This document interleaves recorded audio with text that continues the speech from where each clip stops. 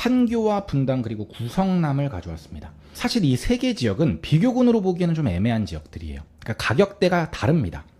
그런데 연계성이 있어요. 그러니까 판교를 선택하시려는 분들이 대안으로 분당과 구성남을 선택할 수 있다는 거죠.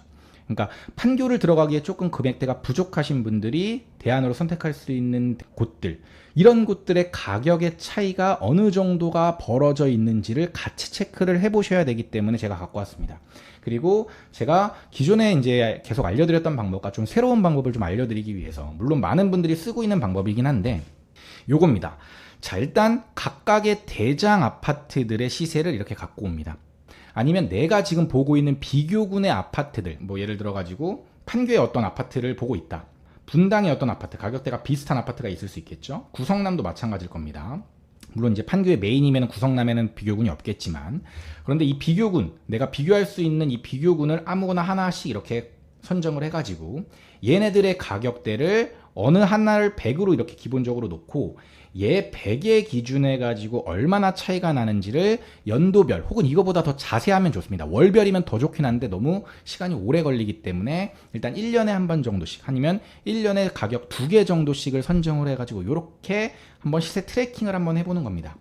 이러면 뭐가 좋냐면 현재 지금 어디가 싼지가 대략적으로 나오고 언제가 쌌었는지가 나옵니다.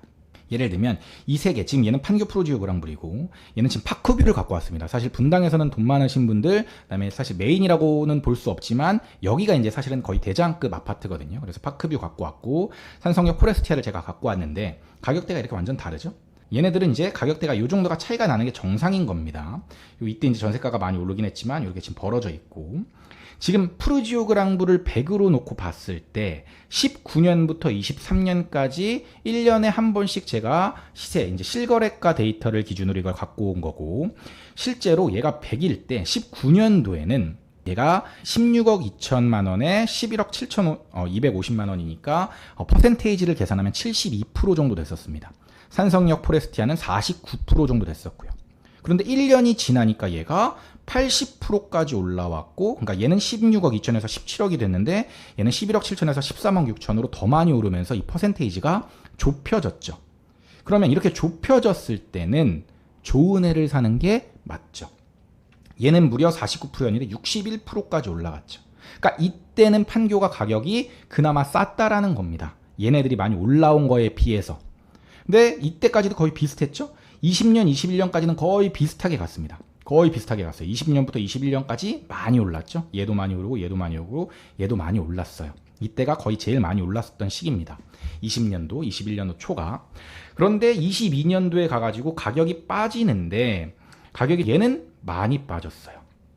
얘는 오히려 올라가지고 90%까지 올라갔습니다. 그러니까 지금 22년 7월에 파크뷰를 사는 사람들은 잘한 선택을 한 걸까요? 잘못한 선택을 할 건가요? 이때보다 싸게 살 수 있는데 비싸게 산 거죠. 지금 이때 보세요. 23년 6월 되니까 다시 74%까지 내려오잖아요. 그러니까 기왕 살 거면 1년 정도 더 기다렸다가 이때 살 수 있었는데 굳이 이때 사는 판단을 하는 건 잘못된 판단이다. 근데 이걸 만약에 내가 본인 스스로 할 수가 있었다면 이런 판단을 할까요?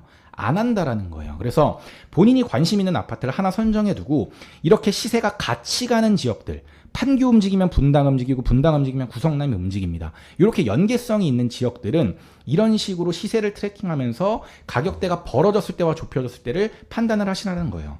얘 같은 경우도 산성역 포레스티아도 지금 이때는 많이 지금 따라 붙은 거죠.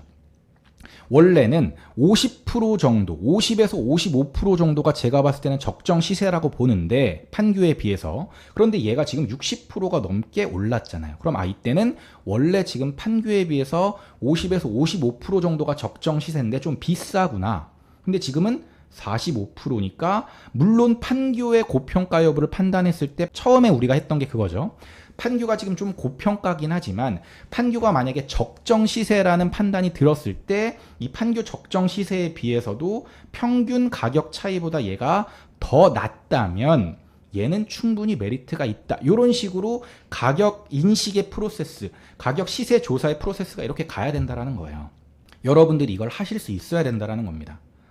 아시겠죠? 그래서 첫 번째는 판교의 대장 자체, 판교 자체가 저평가 고평가인지를 판단하고, 그 다음에 판교 그 밑에 있는 단지들, 시세가 따라오는 단지들이 현재 위치가 어디 있는지를 이런 식으로 파악해 보는 것. 이걸 단지 하나하나 해보면 다 할 수 있습니다, 이거는.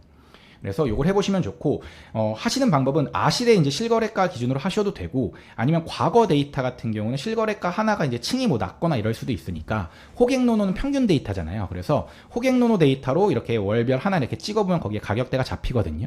그래서 뭐 예를 들어 19년 6월로 이렇게 마우스를 갖고 가보면은 19년 6월에 얼마였는지가 나옵니다. 그래서 그 가격으로 적으셔가지고 하셔도 됩니다. 그래서 반드시 이제 연관성이 있는 지역들, 특히 이제 경기 남부 라인들, 이제 경부 라인들 보시면 그쪽 라인들은 다 이제 시세가 연계돼서 움직이기 때문에 이런 식으로 시세를 트래킹하는 게 되게 도움이 많이 된다라는 걸 알려드리고 싶어서 새롭게 제가 이 체크 포인트를 한번 넣어봤습니다.